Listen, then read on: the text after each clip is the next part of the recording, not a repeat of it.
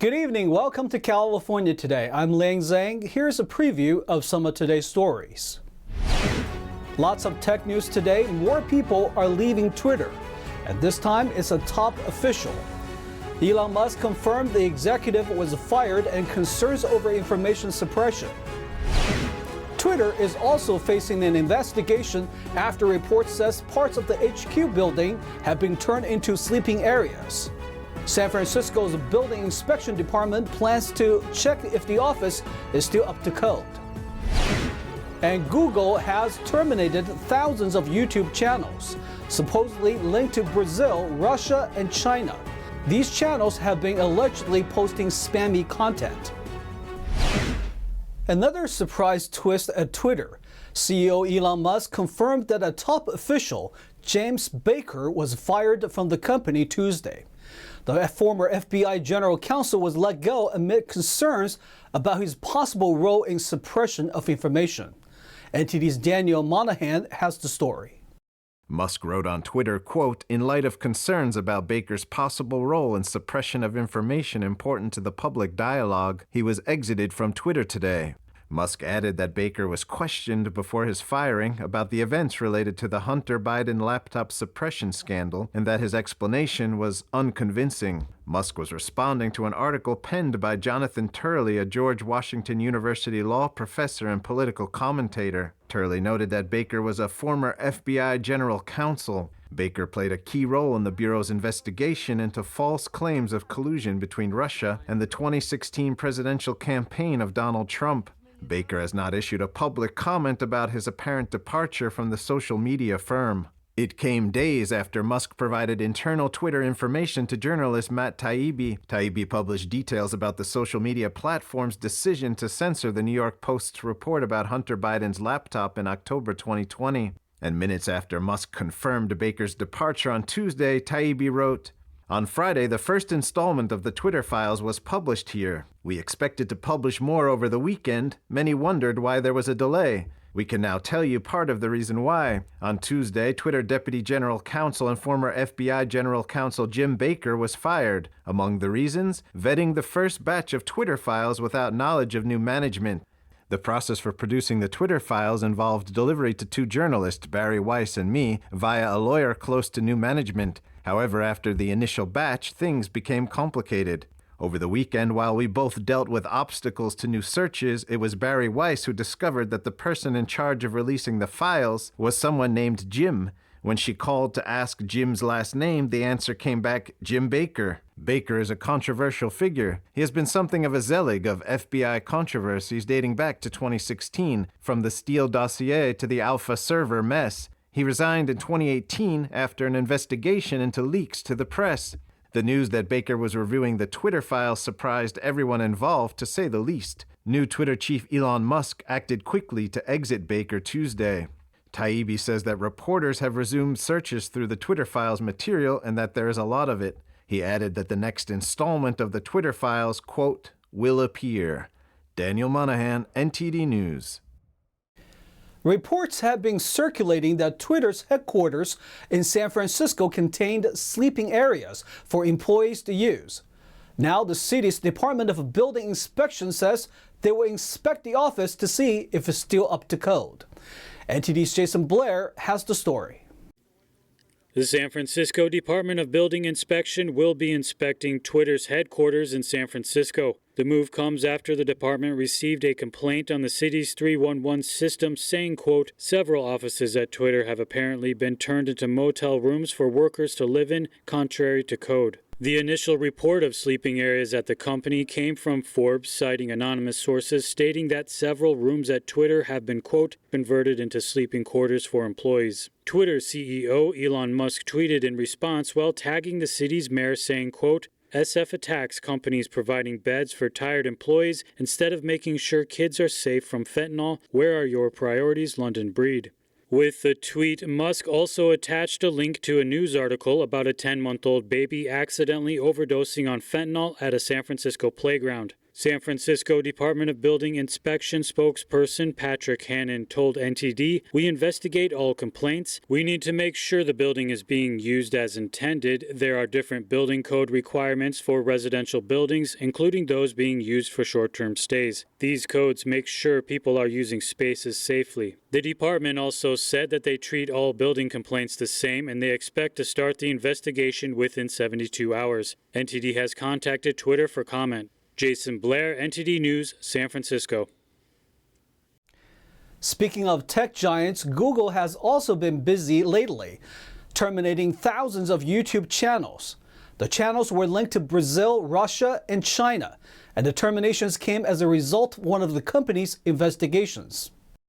Google terminated thousands of YouTube channels supposedly linked to Brazil, Russia, and China. According to Google's threat analysis group, this comes as part of the company's investigation into, quote, coordinated influence operations. The company removed just under 5,200 YouTube channels and 17 bloggers' content. In its December 1st bulletin, Google said it terminated the accounts on its platform in the fourth quarter. In a blog post, Google wrote, "These channels and blogs mostly uploaded spammy content in Chinese about music, entertainment, and lifestyle. A very small subset uploaded content in Chinese and English about China and U.S. foreign affairs." One YouTube channel titled China Uncensored, known for its criticism of the Chinese regime, reported that it had experienced censorship on its latest video. The video was related to the recent Chinese mass protests. Google also terminated 718 YouTube channels linked to alleged coordinated influence operations in Russia, as well as 76 channels with alleged ties to Brazil. Both types of channels were supportive of Russian President Vladimir Putin and Brazilian President Jair Bolsonaro. Bolsonaro is currently protesting election results. Apple has been sued by two women. They say its Airtag devices have made it easier for their former partners and other stalkers to track down victims. The two women say Apple has been unable to protect people from unwanted trafficking through Airtag. This since launching what it called the stalker-proof device in April 2021. Starting at $29, AirTags are just over an inch in diameter. They are intended to be slipped into or attached to keys, wallets, backpacks, and other items so people can find them when they are lost. But privacy experts and law enforcement have said some people use AirTags for criminal purposes. The plaintiffs called AirTag the weapon of choice of stalkers and abusers. They also say it's been linked to murders this year of women from New York, Ohio, and Indianapolis. A Southern California state prison in Riverside County will be closing in 2025. It joins the list of several other prisons and facilities that the state has chosen to deactivate. In a press release on Tuesday, the California Department of Corrections and Rehabilitation announced the Chuckawalla Valley State Prison in Blythe, California, will be closing in March 2025. The CDCR cited reasons like high operation costs, housing needs, overcrowding, and other factors. In 2020, Governor Gavin Newsom proposed to shrink the prison population to help the state's budget during pandemic lockdowns. The CDCR and Newsom's administration said they would come up with a plan to help workers impacted by the closure. The $32 million annual lease with Core Civic, a group that manages privately owned prisons for the California Correctional Facility, will also end March 2024. In addition, some facilities within the 6 state prisons will be deactivated. Those incarcerated will be moved to other existing facilities. The women's prison in Folsom also closed. In September, the rural town of Susanville in Lassen County tried to sue the state for closing the California Correctional Center, but the judge ruled in favor of its closure. We are going to take a short break, but here's a look at what we got for you when we come back. More snow blanketed the California mountains. While precipitation has been above average for this time of year, experts say the drought isn't over yet. The man who injured Lady Gaga's dog has been sentenced to jail. This comes after he pleaded no contest to attempted murder. An award-winning actress passed away recently. Fans paid their respect by covering her Hollywood star in flowers. That and more on California Today.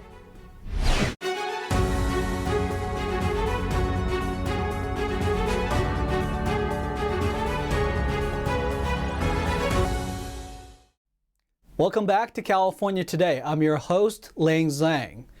More snow fell in the California Sierra Mountains, and the precipitation levels are encouraging. But the ongoing drought is far from over. Let's take a look. According to the State Department of Water Resources, the December snow in southern Sierra doubled the normal snowpack. Meanwhile, snowpack in both the northern and central Sierra are more than 1.5 times more than average. The experts say that the snow is a good start, but the drought is far from over. Just like last year, the record-breaking rains in October and heavy storms in December didn't prevent the drought from extending for the third straight year. Now, according to the National Weather Service, light rain and fog are expected in the days ahead. Visitors heading to Yosemite National Park should prepare for snow. David Lamb, NTD News, California. Several groups submitted over 1 million signatures to the state to put the fast food law on hold. There is opposition because it could close down restaurants in the state. On Monday, a group of restaurants and restaurant trade groups submitted over 1 million signatures to the California Secretary of State's office. That would put a hold on Assembly Bill 257. AB 257, also known as the FAST Act, will create a new fast food council for the restaurant industry across California. They would set working conditions, minimum wages, and hours employees work in the fast food industry. Those in support say wages could rise to as high as $22 an hour, while those who opposed it noted it would increase prices, resulting in restaurants likely closing down. That's especially as the industry is still recovering from COVID-19 lockdowns. Governor Gavin Newsom signed AB 257 into law in early September after it passed the legislature in late August. But a coalition called Save Local Restaurants filed a referendum against the bill. Save Local Restaurants said they are committed to helping ensure this bad law will not go into effect and voters have their voices heard. The Service Employees International Union quickly challenged the signatures from Monday. They alleged that some signatures could be invalid due to petitioners paying voters to sign. AB 257 will come into effect on January 1st. If enough signatures are counted and a referendum is approved, then it could be put on hold until November 2024. The Secretary of State said they would begin counting signatures soon. In a unanimous vote, the Los Angeles City Council approved a new ordinance that bans new oil drilling and gas extraction. It also requires that all existing oil and gas extractions stop production within 20 years. The Los Angeles City Council voted 12-0 last Friday to phase out new oil and gas extraction. The new ordinance prohibits operators to expand their existing sites or extend the life of a well during the 20-year phase-out period. Many community members have lobbied Los Angeles to stop oil drilling, citing the harm it has on communities. Opponents cited that banning oil and gas extraction will potentially lead to a loss of jobs and an increase in gas prices. In response, Council President Paul Krikorian said that less than 1% of crude oil processed in Southern California refineries comes from wells in Los Angeles. He argues the loss of oil drilling will not impact gas prices locally. Governor Gavin Newsom proposed new rules last October to prevent new oil drilling near communities. He called for a statewide phase-out of oil extraction by 2045. The deadline for getting a real ID was pushed for a third time by the Department of Homeland Security on Monday. This was the third extension since adopting the real ID. The new deadline for getting a real ID is now May 7th, 2025. Alejandro Mayorkas, Secretary of Homeland Security, said this extension will give states needed time and allow DHS to implement innovations to make the process more efficient and accessible. The new deadline will not affect the process of obtaining a real ID in California. An in-person interview is still required. Applicants must also provide several forms of identification and proof of residency in the state. Real IDs supposedly have built-in security features, which allows Americans to travel domestically without another high-security form of identification, such as a passport. The Real ID Act was passed in 2005 to prevent terrorism following the 9/11 attacks.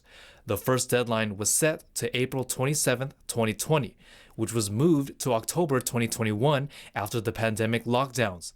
Since then, the date was moved again to May 3, 2023, and now to May 7, 2025. The man who shot and wounded Lady Gaga's dog walker during the violent robbery of the singer's French bulldogs in Hollywood last year pleaded no contest to attempted murder. He was immediately sentenced to 21 years in prison. The shooter of Lady Gaga's dog walker was given 21 years in prison on Monday. James Howard Jackson pleaded no contest to attempted murder after shooting and wounding the dog walker while trying to steal the singer's French bulldogs last year in Hollywood. That's the legal equivalent to a guilty plea in California. As part of a plea deal, Jackson also admitted to inflicting great bodily injury on Ryan Fisher, the man he shot in the chest. Fisher survived the attack. After the settlement, the Los Angeles County District Attorney's Office said the plea argument holds Mr. Jackson accountable for perpetrating a cold-hearted, violent act and provides justice for our victim. Jackson was one of 5 suspects arrested in connection with the February 2021 case. Police at the time said evidence suggested the suspects singled out the bulldogs for the breed's high value without knowing the owner's identity. Gaga had pleaded on social media then for an act of kindness to bring them home and offered $500,000 in reward. 2 of the dogs, named Koji and Gustav, were dropped off unharmed at a police station 2 days after the abduction. A third, which escaped at the time, was later found safe by police. A woman who reported finding the dogs was later charged with being an accessory after the fact. Prosecutors said her case remained pending on Monday.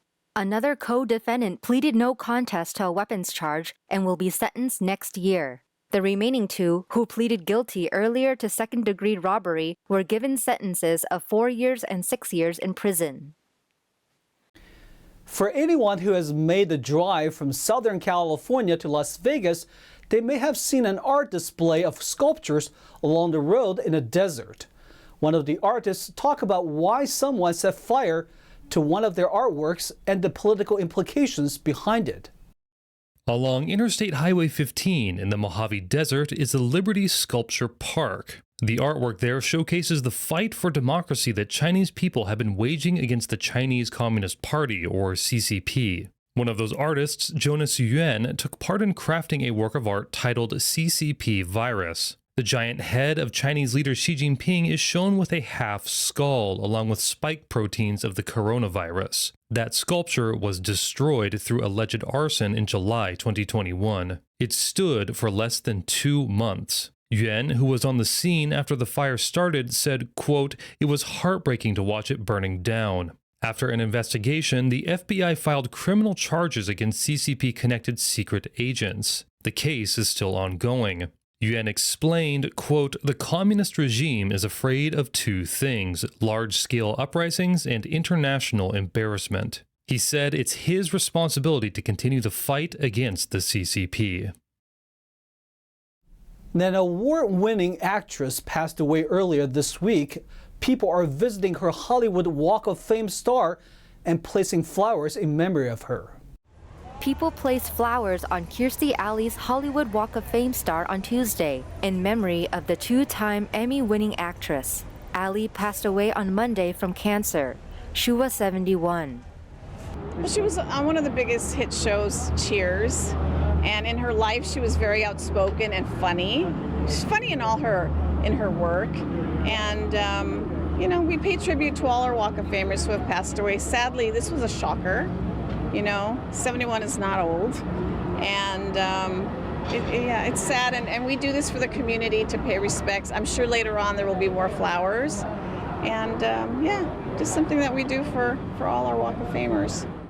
Allie's breakthrough role came as Rebecca Howe in the NBC sitcom Cheers, which she starred in from 1987 until 1993. Her performance earned her an Emmy and Golden Globe Award in 1991. She won her second Emmy in 1994 for the television film David's Mother. Yeah, Cheers was very popular. Yeah, and the other movies like Look Who's Talking. Yeah, very funny. Well, I grew up on Cheers, so very much so. That was like home to me, and it's very sad to hear of her passing. Ali also starred alongside John Travolta in the 1989 film comedy Look Who's Talking and its two sequels. From 1997 to 2000, she starred as the title character in the sitcom Veronica's Closet and earned Golden Globe and Emmy nominations. She later competed on Dancing with the Stars and The Masked Singer.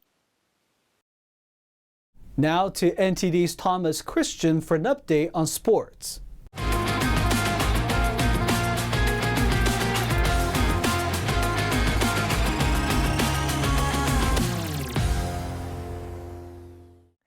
I'm Thomas Christian, giving you the California Today Sports Roundup. The San Francisco Giants have agreed to a 3-year, $43.5 million contract with outfielder Mitch Haniger on Tuesday. Haniger most recently played for the Seattle Mariners. Limited by a high ankle sprain to just 57 games, Haniger produced 11 home runs and 34 RBIs last season on a .246 batting average and .429 slugging percentage. In 2021, his last healthy season, he managed 39 homers and 100 RBIs. The Giants lost out on the race to sign major free agent Aaron Judge, who has agreed to a 9-year, $360 million deal with the New York Yankees. Haniger is a great player in his own right and should not be seen as a consolation prize, but the signing should also be an indication to fans as a first step forward towards rebuilding San Francisco's rotation into a contender. Now moving over to the NBA, where the Lakers saw action last night. Donovan Mitchell scored a season-high 43 points to fuel the host Cleveland Cavaliers to a 116-102 victory over the Lakers on Tuesday. Cleveland's Jarrett Allen scored 22 of his 24 points in the first half and finished with 11 rebounds. Former Cavaliers star LeBron James collected 21 points and 17 rebounds for the Lakers, who saw their 3-game winning streak come to a halt. Thomas Bryant scored 19 points and Russell Westbrook and Dennis Schroeder each added 16 in a losing effort. Cavaliers 116, Lakers 102. Ryan Strome scored 1 minute and 56 seconds into overtime, and Anaheim ended a 6-game losing streak with a victory over visiting Carolina. Strome took off on a 2-on-1 with Frank Vetrano after receiving the puck from Cam Fowler, but elected not to pass and scored over the pad and below the blocker of Hurricanes goalie Pyotr Kochetkov for his 7th of the season. Adam Henrique, Max Comtois, and Brett Leeson also scored for the Ducks, who avoided matching a season-worst 7-game losing streak. Ducks 4, Hurricanes 3 in overtime. Anze Kopitar had 3 assists, and Los Angeles continued its power play dominance in a road victory over Ottawa. Victor Arvidsson scored 2 goals, Kevin Fiala had a goal and an assist, and Sean Dursey had 2 assists for the Kings. Arvidsson and Fiala scored as part of a 2-for-3 night for Los Angeles on the power play, extending the Kings' streak to 7 consecutive games with at least 1 power play tally. The Kings are an outstanding 11-for-20 with the extra attacker during the 7-game streak. Kings 5, Senators 2. And that's all for the sports. That's all we've got for you tonight. We'd like you to join us again on California Today every weekday at 8:30 p.m. Make sure to check out our broadcasts on our California Today webpage. You can find it at ntd.com/California-today. You can also find all of our top latest clips there, ready to share with friends and family. Send us a message on Twitter, Facebook, or Instagram, or through our email, california.today@ntd.com. I'm Lang Zhang. Have a wonderful evening.